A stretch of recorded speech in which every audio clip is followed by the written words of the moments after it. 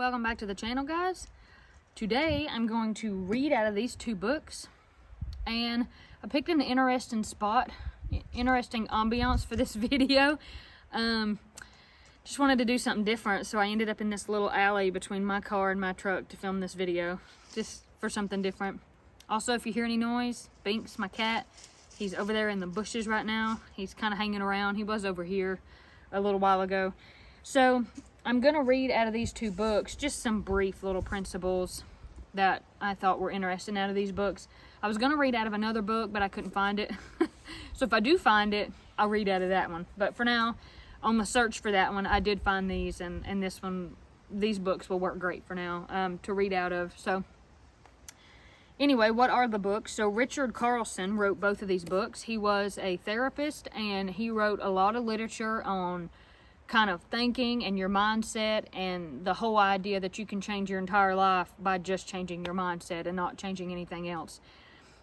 He did a lot of really good work, and unfortunately he died very young. He had an embolism on a plane on the way to a book signing and passed away. I believe that was 2006, so that's very sad and tragic. He left way too soon, but he did leave behind this legacy of literature. I first found his work when I was at my grandma's house, at Miss Cindy's house one time, and I saw not one of these, but a different book that he had written on her bookshelf, and I said, what's that about? And she said, oh, I picked that up. I thought it would be an interesting read. And I said, yeah, it does look interesting. So she let me borrow it, and I read this book. This was probably, it may have been 6, 7, 8 years ago, and it changed my life. It really did.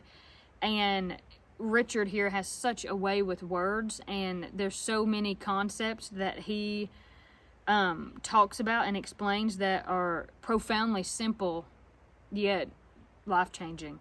So it was just kind of by chance that I picked the book up and said, you know, sometimes I kind of get stuck in my head. I wonder if I were to read this book or look at some other books, if I could figure out what's going on and get kind of out of my head, and it worked. So I'm glad that I read that book. And I thought that maybe my experience with his literature of like, wow, that's insane. Like, that changed my life. Hopefully you would have the same experience. You may already know about Richard Carlson. If you do, comment below and tell me. If you don't know about him, then I will link these books down in the description below. And of course you can just research his name and find some of his other works, because there's quite a few other works of his out there. And yeah, without further ado, we'll just dive into these. I will say, this is just my thought. These are just my opinions, my perspectives on this literature here. So if you say, Katie, I don't like that. Katie, I don't think that's right. You know, that's okay. I don't have the final say so. This is just my opinion. So the first book is this, You Can Be Happy No Matter What, 5 Principles for Keeping Life in Perspective. This is a great book for you to just say, oh, I forgot, you know, there's a bigger picture. There's other things going on. And so I just thought this would be an interesting one. So the 5 principles that he covers in this book, the first principle is the principle of thought. Number 2, the principle of moods. Number 3, the principle of separate realities. Number 4, the principle of feelings. And number 5, the principle of the present moment. So like I said, I'm just only going to hit a few highlights here. And of course, if you want to know more about this, you just have to get the book and read it, because I don't have time to read all of this. But I thought I would read a little bit of the foreword here. It says, many people mistakenly believe that circumstances make a person. They don't. Instead, they reveal him or her. Our circumstances don't define us. They represent our unique curriculum, our tests, challenges, and opportunities for personal growth, acceptance, and detachment. Our success as a human being does not lie in our collections of possessions or accomplishments. It does not lie in the details of our predicament, but in how we deal with what we have and how we face our challenges, how we transform our unique curriculum to growth and into a life filled with love. And so I really like that, because that's like super positive. That's saying, hey, no matter what your circumstances are, that's not what defines you. It's your reaction. It's how you react and how you handle the situation. Now, that doesn't mean, of course, that some circumstances are incredibly more difficult and taxing than others. But what I really like about Richard is he's always a breath of fresh air of hope that says, hey, you might not be able to change your circumstances, but the one factor that you can constantly be in control of is your brain and your thoughts and your reaction, how you react. So I read that and thought, wow, that's pretty positive, because yeah, the truth is you cannot always plan, control, or change what's going on physically around you. So he breaks that down and he says thinking, the first principle, is our ability to think creates a psychological experience of life, and thinking is a voluntary function. I love that part. Moods, the second principle, our own understanding that thinking is a voluntary function fluctuates from moment to moment and from day to day. These variants are called moods. So that makes sense. These variances would be our mood. Then he talks about the third principle, separate psychological realities, because we all think in a unique way. Each of us lives in a separate psychological reality. That's a big one. Our feelings and emotions serve as a built-in biofeedback mechanism that lets us know how we are doing from a psychological standpoint. And the present moment, the last principle, learning to keep our attention in the present moment by paying attention to our feelings allows us to live at peak efficiency without the distraction of negative thinking. The present moment is where we find happiness and inner peace. So that's kind of a breakdown of his viewpoint on each principle. Of course, he goes into more depth and detail in each little chapter, each chapter that belongs to each principle. Another little tidbit here, learning how your mind operates and functions allows you access to happiness, a magnificent feeling which enables you to freely enjoy your life and your relationships. And that is pretty much the biggest key to all of his work, is learning how your mind operates and functions. And if you can learn that, understand that, and then get a grasp on that, have some control over that, then the whole experience of your life changes. And again, you're like, wow, that's just really broad, but he does break it down into specifics. Okay, how do you do it? And he gives really good examples about clients that he had. Of course, he'll change their names, or he'll just make up a kind of an example about somebody. Another little part I highlighted over here, the key to happiness equals your mind. Your mind essentially serves you in two ways. It is a storage vault for information and past experience, and it is also a transmitter for wisdom and common sense. The storage vault, or computer part of your brain, is used to analyze, compare, relate facts, and make computations. The value of this component is clear. Without it, we couldn't survive. The other part of the brain, the transmitter, that we each have access to, is the part that deals with matters of the heart, where computer information is insufficient. It is our transmitter mind, not our computer mind, that is the source of our contentment, joy, and wisdom. So, yeah, I mean, definitely. So even understanding, like, wow, that's true, there is two sides to my brain. The part that calculates, like, hey, I'm driving and this person is too far on my side, I need to compensate by hugging the white line if I don't want to be hit. And that's like, it is like a computer, your brain working like that. But then the other part that's a little different, well, this person said this and it hurt my feelings, and did they really mean it or did they not, and yada yada. So you can see definitely two different sides there. And sometimes it's helpful to have a reminder that, hey, that is a thing. We kind of have our computer brain, but then we have our heart mind thing going on too. So the next little bit here, the principle of thought, I like how he will put quotes in, you can see here a quote that kind of will describe and sum up this chapter, kind of give you an outline of where this chapter is going. He says here, this quote is actually from James Allen, and it reads, all that you achieve and all that you fail to achieve is the direct result of your own thoughts. And I'm like, wow, that's pretty powerful. So he goes on to say, Richard Carlson goes on to say, human beings are thinking creatures. Every moment of every day, our minds are working to make sense out of what we see and experience. While this may seem obvious, it is one of the least understood principles in our psychological makeup. Yet understanding the nature of thought is the foundation to living a fully functional and happy life. Thinking is an ability, a function of human consciousness. No one knows exactly where thought comes from, but it can be said that thought comes from the same place as whatever it is that beats our heart. It comes from being alive.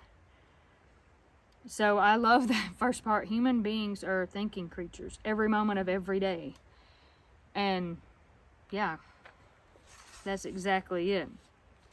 So probably my favorite part about this whole book is this little part right here where he goes on to say, since we've already established we're thinking creatures, then we must accept and consider that the relationship between thought and feeling exists.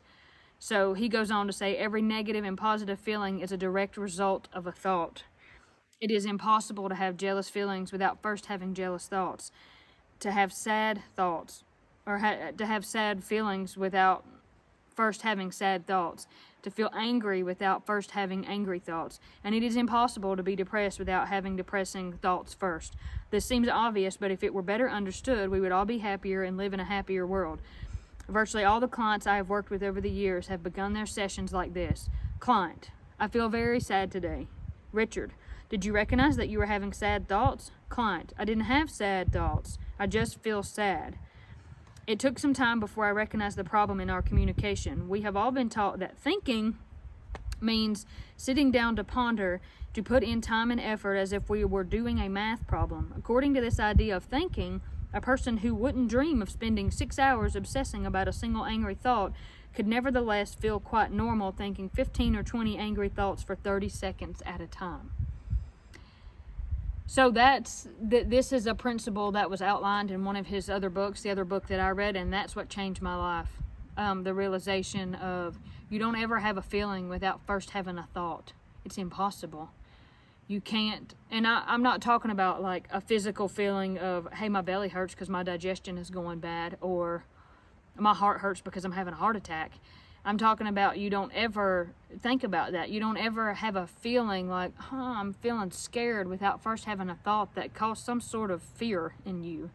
And sometimes that correlation is not easy to directly make, so you have to stop and go back and say, what was I thinking? And kind of analyze your thoughts that made me feel scared or made me feel angry. What was it? Because I promise it was something. So, of course, once you identify that, you can say, well, hey, I don't like feeling scared. So whatever it was I was thinking, let me address it or let me change my way of thinking. So, wow, that's just kind of huge.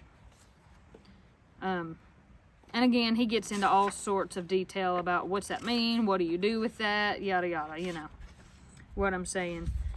And I like, too, how he will kind of explain, what your thoughts, what that relationship is, what's going on. But he also says, we don't always have to take our thoughts super seriously.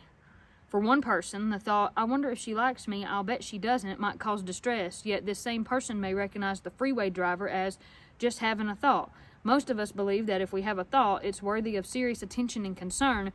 But if someone else thinks something, we might see it as just a thought, not worthy of attention. Why is this so?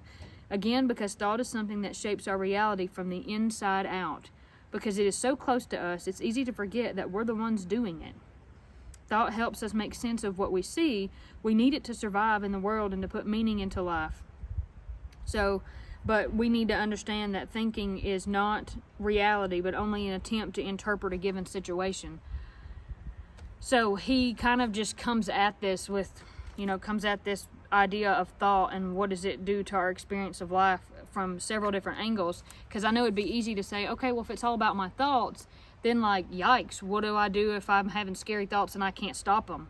What if I'm having these like really worried, like obsessive, like the house is going to catch on fire thoughts and I can't stop it? And for me, that was the turning point of realizing my thoughts do not equal reality. Just because I'm scared the house might burn down does not mean my house is burning down. Just because I might feel inadequate or I might feel stupid or bad or unworthy doesn't literally mean that I am any of those things. And yeah, I mean, and that hopefully should set you free, should make you feel better, and hopefully that would have you see and understand that to take that a step further into the feelings part, because this is the next part. You are only one thought away from a good feeling by Sheila Crystal. That's a quote by her. Hopefully that would translate into, so if I'm having this thought like I'm not good enough or I didn't do the right thing, and it's making me have this feeling, well, hopefully I can head off those feelings. When I hear that thought coming, I can say, no, that's not true. There's no proof for that. Actually, here's all of the examples of all of the effort I put forth in said situation, and it just didn't turn out how I wanted it to. But that doesn't have to leave me with a bad feeling. You know, you can kind of, once you understand that relationship, you can get in there in between that space of before that thought can create these feelings and stop it. You know, that was kind of what I took from this material, and then have a better experience of life if you can intercept that window of time. There might be a few other things in here, and then I'm going to pick up the other book. I like this part too. It says, distrust your feelings in a low mood. Remember, in a low mood, we will always be able to point to reasons why we feel the way we do, and we will be tempted to trust our thoughts. But our thoughts in a low mood will be distorted, and because our feelings are a direct result of our thinking, so too will our feelings be distorted. And this is the section that talks about moods. And oh my gosh, I don't know how many times I've experienced that. If I'm just in a bad mood, then it's so much harder for me to say, wait a minute, that's not true. That is not reality. Reality is something I can see, experience, and measure. And just because I'm feeling like this person cut me off on the road or said this thing to me or disappointed me, you know, if you're already in a kind of mood, it's easy to really take that and run with it and blow it into something huge, and then have your whole day ruined, and then possibly even start reading into things that weren't there. Like, I can't believe Mom said this. I know she really was mad, and then turns out Mom wasn't mad at all, and she didn't, I mean, that's just an example, and she just said whatever in whatever tone, and it made me think that she was mad at me for some reason, and that's not true. Just that thought, that perception is not always true. So you do have to do a little bit further of an investigation sometimes with your thoughts to see, is this just me or is this reality? And then the last one would be the present moment. The only way to experience genuine and lasting contentment, satisfaction, and happiness is to live your life, learn to live your life in the present moment. And I know that probably sounds like super yogi and like live life in the present moment, but you would be, man, of course you'd be so much happier if you were just right here and right now, and your brain wasn't spinning up all of these scenarios and situations that were creating these negative feelings. If I'm like, hey, the weather's beautiful and I'm having a good time and this is really nice, then I'm just being happy and present, of course, right now. And then the really, I guess the literal translation is whatever this is in the back burner, if I don't give it any attention, it can't bother me. If it freaks me out and I don't give it attention, it can't freak me out because I'm not looking at it, you know. That's, Miss Cindy used to say that. She's like, don't think about things that scare you because life is too short. And if you don't think about the things that scare you and you ignore them, then you're not scared. So, like, that's true. At all costs, ignore whatever it is that's scaring you or upsetting you. So, the last part of this book here, he just goes into explaining how do you do that. So like applying the principles in relationships, in consideration for stress, for solving your problems, for habits and addictions, and then kind of like a general checklist for your life. A last little sum up of this information. I thought those were hawks. I think those are buzz boys, but I always got to look for birds. Corey's got me trained. I'm like, is there hawks around? So that's a great book. The next book, Don't Sweat the Small Stuff, is the next book. And he has a different outline for this. So instead of having like an introduction, an end, and chapters, he just has little like numbers. Like number 26, that's its own idea. Number 27, number 28, so on and so forth. And it's just a collection of ideas. So it's really the same concept as this book, but it's just in a shorter, quicker, faster format to read. And he just comes up with some really interesting little ideas. And I'll be pretty brief with this one. Number 4 is be aware of the snowball effect of your thinking. So he's just saying a powerful technique for becoming more peaceful is to be aware of how quickly your negative and insecure thinking can spiral out of control. Because before you know it, that snowball, that one little thing that was a problem, turns into this huge, gigantic thing. And then your day's ruined. Because remember, we already established in this book that thoughts create feelings. So his tip for this is, be aware of how fast that thinking goes downhill, and how fast you're able to have thoughts, and how quickly it can turn into something else. And really so much of this and so much of life is that awareness of being able to say, uh-oh, I'm doing it again. Before you start that destructive mental behavior, or whatever behavior it is that creates destructive results in your life, before you do it, you got to be able to say, uh-oh, I did it again. That window of time between that thought and then the bad feeling it created, that's where you're looking to intercept. That's where you're trying to make a change, which is also known as cognitive behavioral therapy, which is a lot of this, which is just, hey, making new habits so that I can get different results.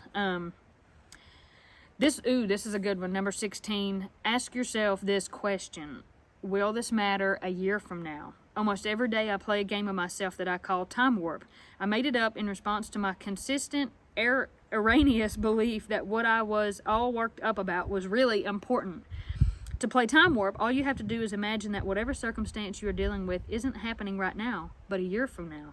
Then simply ask yourself, is this situation really as important as I'm making it out to be? Once in a great while, it may be, but a vast majority of the time, it simply isn't. So that's another great, wow, will this matter in a year from now? Let's play the Time Warp game. If this is a year down the road, will this matter? And if it's the person that cut me off on the highway because I got road rage, or I felt like rode my bumper, or, shot their hand out the window, will I care in 1 year? Will I even remember? And if it fails the Time Warp test, then I probably don't need to give it any attention. Another little blurb here that I picked out was, surrender to the fact that life isn't fair. A friend of mine, in response to a conversation we were having about the injustices of life, asked me the question, who said life was going to be fair, or that it was even meant to be fair? Her question was a good one. It reminded me of something I was taught as a youngster. Life isn't fair, it's a bummer, but it's absolutely true. Ironically, recognizing this sobering fact can be a very liberating insight. One of the mistakes many of us make is that we feel sorry for ourselves or for others, thinking that life should be fair, or that someday it will be. It's not, and it won't. When we make this mistake, we tend to spend a lot of time wallowing and or complaining about what's wrong with life. We commiserate with others, discussing the injustices of life. It's not fair. We complain, not realizing that perhaps it was never intended to be.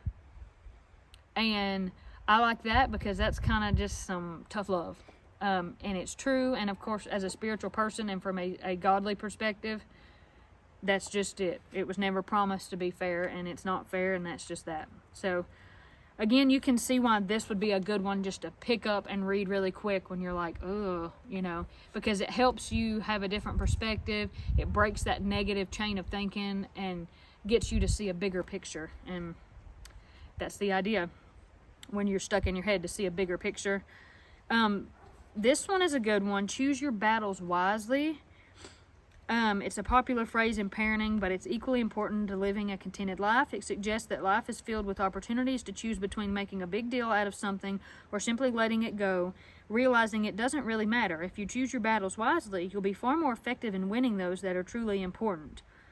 And I would add to that, if you choose your battles wisely, I bet your yearly average of battles would decrease by at least 60 to 70%. So if you are fighting 60 to 70% less battles, you are definitely winning more. Okay, and maybe one more here out of this book. I love this. Understand the statement, wherever you go, there you are. This is the title of a super book by John Kabat-Zinn. As the title suggests, wherever you go, you take yourself with you. The significance of this statement is that it can teach you to stop constantly wishing you were somewhere else. We tend to believe that if we were somewhere else on vacation with another partner, in a different career, a different home, a different circumstance, somehow we would be happier and more content. We wouldn't. The truth is, if you have destructive mental habits, if you get annoyed and bothered easily, if you feel angry and frustrated a great deal of the time, or if you're constantly wishing things were different, these identical tendencies will follow you wherever you go, and the reverse is also true. So Wow, that's a lot. I hope I got all of that material out there. I think that was a bug. That's great. Flew right into my face. And I hope I give you something to think about, because this has been huge. This material has really changed my life and changed the way that I see things. And I just feel like it's a good tool. It's a good asset. And if I think this could create happiness and change in your life, I would be a fool not to share. I'd be selfish to not say, hey, I'm going to make this video. And one person might read this book like I did and say, well, dang, if I didn't think about it like that, now my whole life has changed. Because really, I want to have a happy life. And I want you to have a happy life. I want everybody to be able to control, or at least understand what's going on in here and how it affects all of your reality, so that no matter what your circumstances are, you can be happy always, no matter what, because that is a gift. That is something money cannot buy. That is just pure gold. That's what we want to do. So even if you have a situation and you think, wow, this is not what I thought my life would be, or I didn't think things would work out like this, or I've done everything I was supposed to do and this hasn't worked out, then I think there's wisdom in the Bible, and that's really the first place you should turn. But there's wisdom here to kind of help you get through that. So anyway, I hope that you will check these books out. Comment below if you already know about them, if you already know about Richard Carlson and the fantastic legacy that he left behind. And I guess we will catch you at the next one. I'm going to go find Binks, my little cat, because I don't know where he went. I saw him run off, and who knows what he's doing. So God bless you, God keep you, and we'll catch you at the next one.